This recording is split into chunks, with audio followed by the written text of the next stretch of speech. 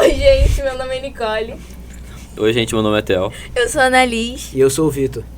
Nós somos da primeira série do ensino médio do pré-universitário e nós viemos falar sobre Ásia e musicalidade aqui com vocês hoje.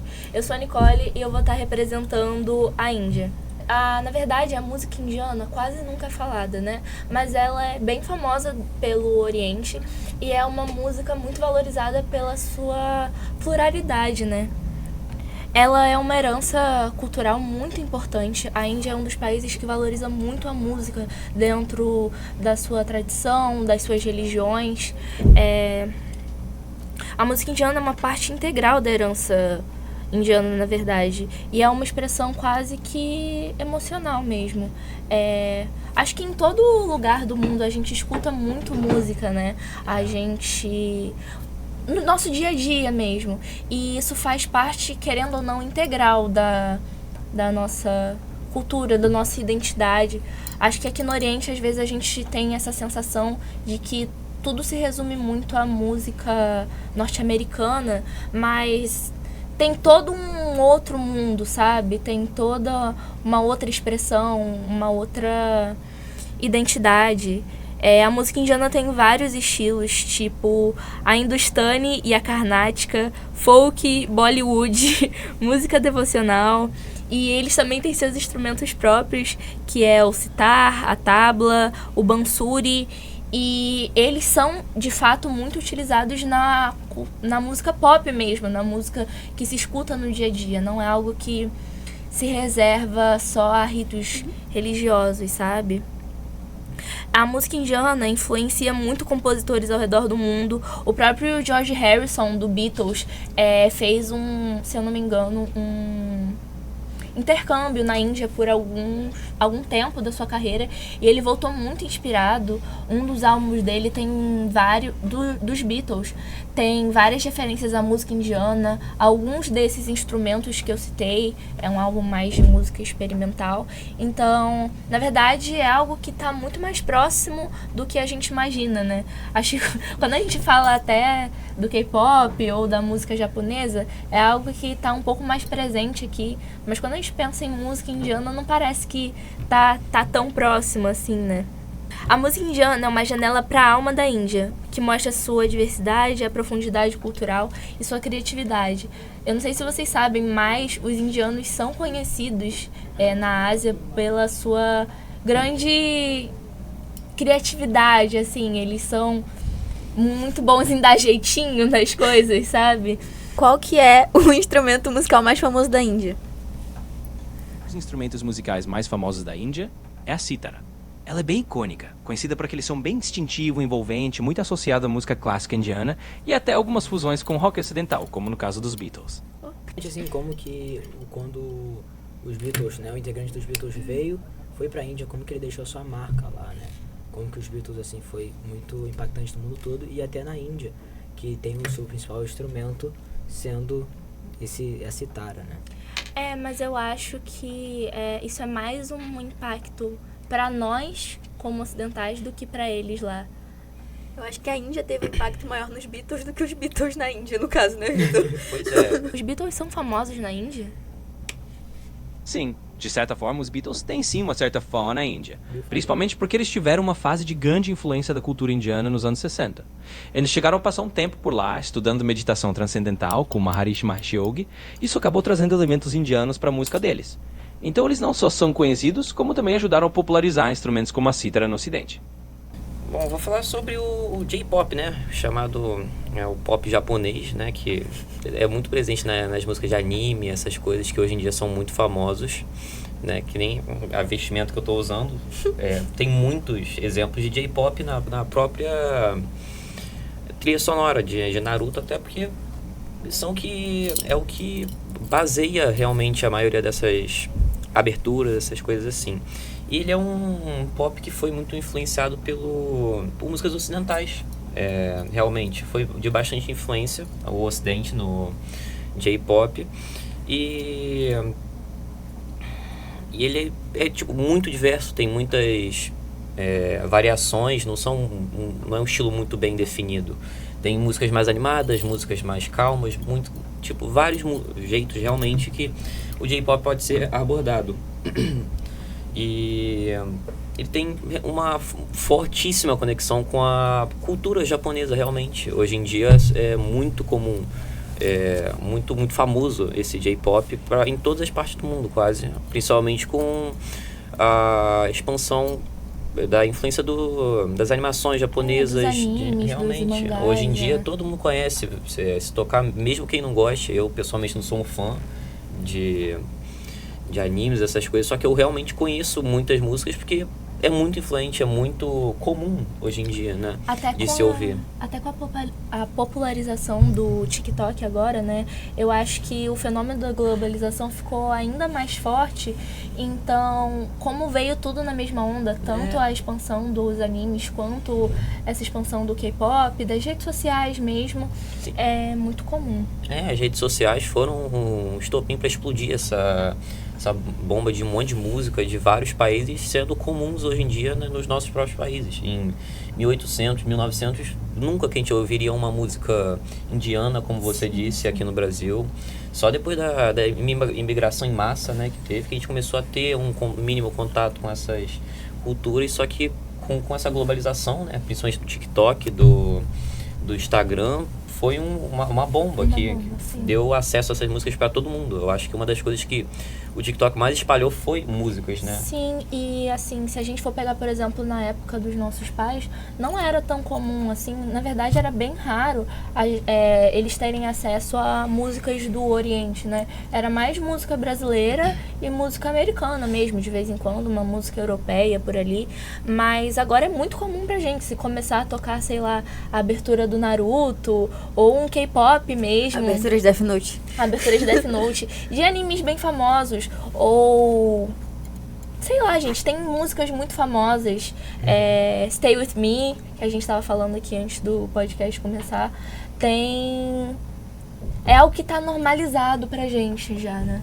Realmente. E a imigração, como eu disse, ela foi teve muita influência nisso. Ela começou no final dos anos 1880, por aí, acredito eu, deixa eu conferir, né, para não... 1888 foi que começou as imigrações em massa, principalmente por causa da abolição da escravatura, né, que fez com que o Brasil precisasse de mão de obra, né, que não era tão ampla assim a oferta de mão de obra de brasileiros aqui. Então a imigração foi muito influenciada, principalmente com aquele barco Casato Maru, assumo que é o nome? Acho que sim. Casato Maru, que trouxe centenas de japoneses, né? Porque os japoneses realmente foram o maior exemplo de asiáticos que vieram para cá, foi o que vieram em mais número, número. Trouxeram quase 800 asiáticos e 800 japoneses para cá. Sem contar a influência que muitos chineses vieram para cá, muitos coreanos vieram para cá, a Coreia, que é tão famosa hoje em dia com K-pop, vieram para cá. Veio dos anos 70, anos 90, por aí que eles vieram. Depois de se libertarem do Japão, né? Sim, o Japão veio realmente foram os pioneiros. No começo, assim. Da Como Ásia, reflexo tem a Avenida Paulista. Sim, pois O bairro da Liberdade, né? Verdade, sim. Eles trouxeram muita influência cultural pro Brasil. Muita mesmo. Hoje em dia é a coisa mais comum você ver a cultura asiática aqui. Sim, o bairro da Liberdade, como você disse, foi o maior exemplo. Até porque os japoneses desembarcaram em Santos, no Porto de Santos, e acabaram... A cultura deles se espalhou, né? Completamente. Por volta de 250 mil japoneses foi o número total, assim, né? Depois que eles chegaram em 1888 e dominaram completamente com a cultura, principalmente nesse bairro da Liberdade que você disse. Inclusive, eu não sei se vocês sabem, mas o bairro da Liberdade é um dos bairros que mais crescem em São Paulo. São Paulo, que é uma cidade enorme, né? É a cidade com o maior número de habitantes do Brasil. É um dos bairros que mais cresce, assim, tanto em tamanho mesmo, quanto economicamente em São Paulo. E é um bairro justamente... Nasceu da herança negra, né? Mas é um bairro historicamente japonês. E aí é muito legal ver como, assim, eles persistem lá, né? E O a mundo cultura muda. japonesa Sim, também. eles se desenvolvem, as tecnologias e tudo mais, e o bairro vai avançando. É como se fosse realmente um mini Japãozinho aqui dentro. Tanto com a música, com Sim. a comida também, a comida japonesa Sim, é muito sim. famosa, sushi. Realmente, um monte de gente hoje em dia, e pensar que em 1908, o navio que eu te disse, chegou aqui e começou isso tudo, e hoje em dia é uma coisa quase que nacional, não Sim. nossa, né, mas uma coisa que é comum na vida de todo mundo hoje em dia. Um monte de crianças que gostam dessa cultura japonesa sonham em ir pro bairro da Liberdade. Hoje em dia é uma coisa, tipo, turística realmente que se tornou pro Brasil. E pensar que 200 anos atrás nada disso estava aqui, né? Muito Exato. doido. A gente não sabia não devia nem saber onde que era o Japão. A gente, você tava aqui? Brasil. Aqueles que estavam aqui. Nossos antepassados. Como que você acha que a cultura asiática em si influenciou o Brasil, principalmente nos dias de hoje, em que ela é muito comum e praticamente um patrimônio nosso, de tão forte que ela é? Dá uma opinião sua sobre isso. Com certeza. A cultura asiática influenciou o Brasil de uma forma muito rica. E é invisível hoje em dia. A gente vê isso tanto no nosso dia a dia, com a comida japonesa, ou a popularidade do sushi, do ramen, quanto no entretenimento, com animes, K-pop e tudo mais que conquistou de vez a juventude. Então dá pra dizer que virou mesmo parte do nosso patrimônio cultural, de certa forma, porque hoje isso tá super integrado na nossa rotina. E é bem legal ver como essas influências se misturaram com o que a gente já tinha aqui, criando novas formas de expressão cultural. Como você acha que a disseminação de animes, K-pop e da própria música japonesa tem a ver com a redução da xenofobia no Brasil? Olha, eu acho que a disseminação de animes, K-pop e da música japonesa realmente teve um papel super positivo nesse sentido. Quando as pessoas começam a consumir e curtir uma cultura, elas naturalmente passam a enxergar com mais empatia quem vem daquele lugar. Então o fato de a cultura pop asiática ter ficado tão popular no Brasil ajudou a quebrar muitos estereótipos e a reduzir a xenofobia. As pessoas passaram a admirar essas influências, a se sentir conectadas, e isso cria uma ponte cultural bem mais inclusiva. Eu vou falar sobre a cultura musical da Coreia do Sul e sua influência, principalmente no Brasil, nos dias de hoje. Acho que o que todo mundo mais conhece é o K-pop, né? Mas as músicas tradicionais da Coreia têm um significado fortíssimo para eles. Os gêneros musicais mais tradicionais da Coreia são mais voltados, assim, pra corte, pra nobreza coreana do que pro público em geral, né? E eles também têm os instrumentos próprios, como a China tem. Mas realmente o que mais popularizou foi o K-pop, que começou ali pela década de 90, no caso começou a explodir, né? Porque dentro da Coreia já era um ritmo bem famoso. Mas ficou bem mais famoso na década de 90 e com a influência das redes sociais, da internet, da globalização no geral, se espalhou pelo mundo todo. E o que a gente mais vai falar é sobre BTS, Blackpink, os grupos mais recentes mesmos, né? E esse negócio da xenofobia, que o Japão também passou bastante no Brasil, sim. A Coreia também, até hoje, tipo, a cultura coreana ainda enfrenta bastante quando se trata de países mais ocidentais. Mas quanto mais a globalização age, mais essa xenofobia passa, sabe? Assim por dizer. Você sabe como é que começou a explodir, assim? Foi do nada? Como é que o K-pop começou a bombar? O K-pop começou a bombar lá nos anos 90, mas o verdadeiro boom global veio mesmo na década de 2010, com grupos como BTS e Blackpink, que usaram muito bem as redes sociais, YouTube e o contato direto com fãs internacionais. Eles transformaram o K-pop em um fenômeno mundial. Então, basicamente foi uma mistura de sol contagiante, videoclipes super produzidos e uma conexão digital muito forte, que fez o K-pop conquistar o mundo. Eu acho que uma das partes mais importantes do K-pop ser tão conhecido assim mundialmente é justamente essa conexão muito forte que eles têm com os fãs, né? Acho que você é melhor pra falar isso do que eu. Assim, eu posso dizer que o que eu vejo como um dos principais motivos pro K-pop ter estourado tanto, principalmente na década de 90, foi as influências, porque por mais que seja um ritmo que atualmente influencie muito os países ocidentais, foi um ritmo muito influenciado pelos países ocidentais na sua criação, né? Tanto é que tem muito inglês nas letras, Sim. é bem popzinho As mesmo. principais influências do K-pop, das músicas as principais influências que o K-pop trouxe das músicas ocidentais foram o hip hop e as músicas eletrônicas. O que, particularmente, como quem ouve muito K-pop, são coisas que ficam bem marcadas, principalmente nas músicas mais antigas do K-pop mesmo, tipo o BTS mais antigo, essas coisas assim, tem uma presença muito forte do hip hop e da música eletrônica. Então, falando assim de hip hop, até pela época, né, anos 90 e pá, a gente pode dizer que, assim, o K-pop tem uma conexão com a cultura negra estadunidense? Pode-se dizer que sim, eu acho que pode-se dizer que sim. E isso foi, tipo, isso ficou bem perceptível até pelo jeito de se vestir, até que os idols de K-pop se vestem. Se vestiam, não mais. Mas eles usavam muitas coisas de influência negra, principalmente, tipo, quando se trata de estilizar cabelo, essas coisas assim. E estilo de roupa, como o hip hop era um ritmo mais dominado pela cultura negra americana, o estilo de roupa deles acabou virando, tipo, baseado no que eles usavam mesmo. E ficou bem parecido, sabe? Sim, sim, muito legal isso. E a gente vê até num ritmo que é mais específico de uma cultura, né? É o K-pop, o pop coreano. A gente ainda assim aí vê uma miscigenação, né? Uma mistura de culturas. É muito legal isso mesmo. É, porque música é cultura e cultura é uma mistura, né? Sim, é uma coisa assim. É específico, mas não representa só a eles, né? Sim. Eu acho que isso também é um dos motivos pelo qual o K-pop é muito famoso hoje em dia. Muita gente consegue se ver nisso, né? Às vezes a gente fazendo todo esse trabalho pra feira, quando a gente começou, eu era um pouquinho crítica a respeito do K-pop, acho que o Theo também. E a gente foi vendo nos ensaios, escutando algumas músicas, e acabou que isso se desconstruiu muito, porque é algo muito gostoso, é algo que você gosta, você curte ali, e é muito legal isso, sabe? A gente percebeu também, desculpa, Theo, a gente percebeu também que muitas das músicas que estão presentes bastante no nosso dia a dia, que a gente até escuta às vezes, são K-pop, mesmo que a gente não soubesse que fosse, né? Tipo Gangnam Style.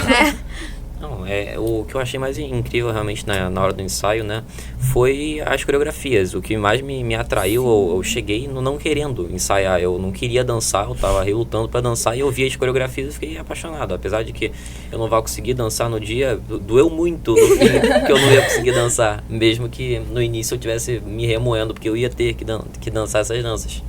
Mas é muito legal, muito bem construído as coisas, mesmo muito que bem detalhadas, né? Sim, mesmo que o estilo musical não me atraia, eu respeito muito, eu acho muito interessante o empenho que eles têm, né? Principalmente esse carinho que eles têm com os fãs, que a Annalise falou.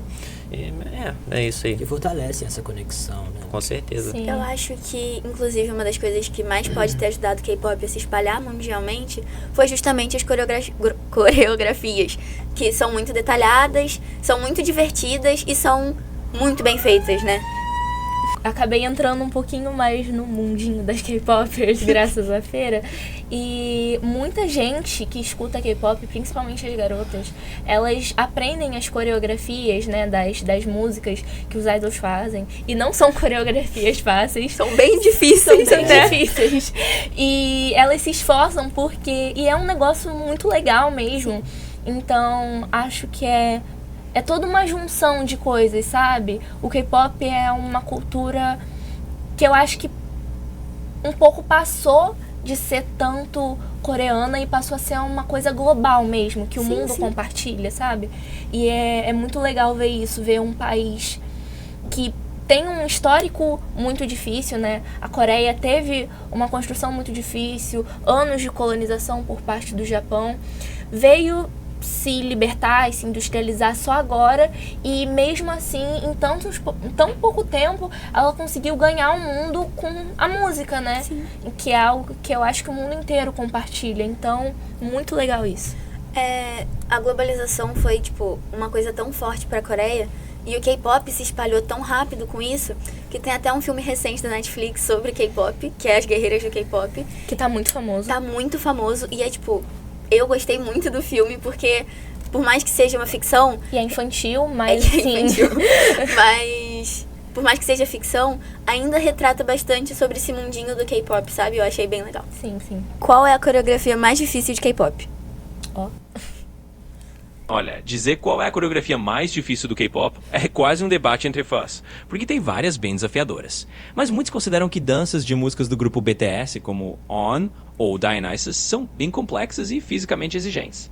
Também tem coreografias do Seventeen ou do NCT que são conhecidas por serem super detalhadas e sincronizadas. Então, no fim das contas, vai muito do estilo, mas essas são algumas das mais famosas por serem bem desafiadoras. Então eu vou falar sobre a música chinesa, né? Assim como o pop, ele esteve presente em toda a Ásia, no mundo todo, certo? Mas a gente tem na Ásia, na Coreia com o K-pop, no Japão com o J-pop. A gente tem também o pop na China, chamado de C-pop, que é muito famoso por lá, não tem uma grande força global, mas é muito conhecido nacionalmente. E a gente também tem a Ópera de Pequim, que é muito famoso, é um patrimônio cultural deles. O país todo para poder ouvir, para poder estar lá escutando essa ópera de Pequim, muito famosa também. A China também não é marcada apenas por música, mas também pelas comidas, que a gente estereotipa muito, falando, eu comi barata, comi escorpião, mas para eles é muito normal, é tudo bem higienizado, certo? Mas é assim, as comidas chinesas são muito, muito famosas, a música também, nacionalmente. E é um país enorme, né? Sim, a China é gigante.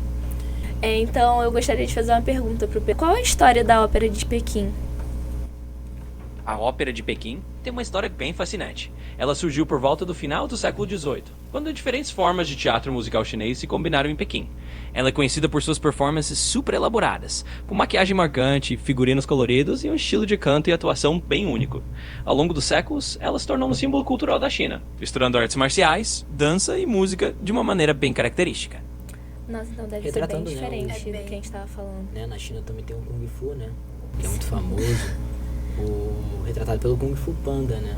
Que é um estilo de luta que, ao mesmo tempo, vai para a arte também.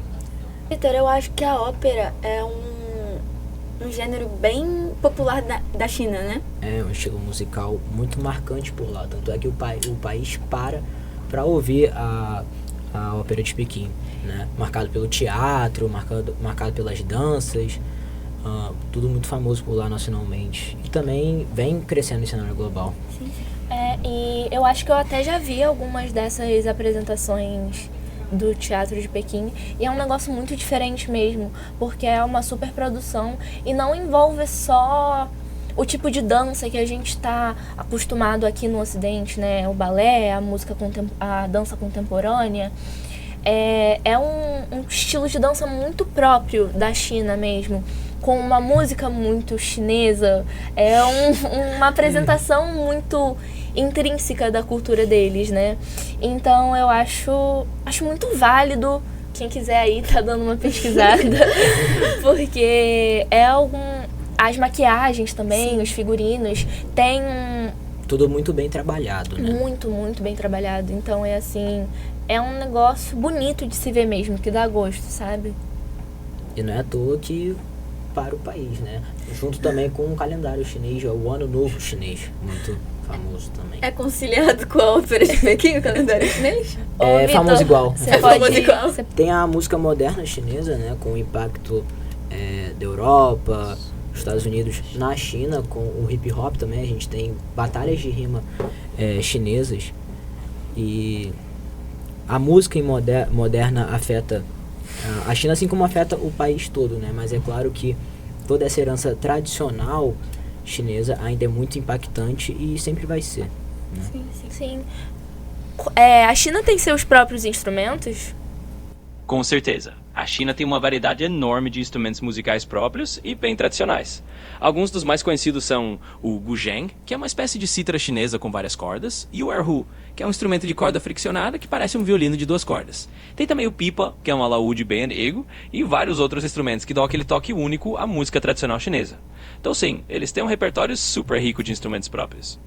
Que tipo de luta é representada na Ópera de Pequim?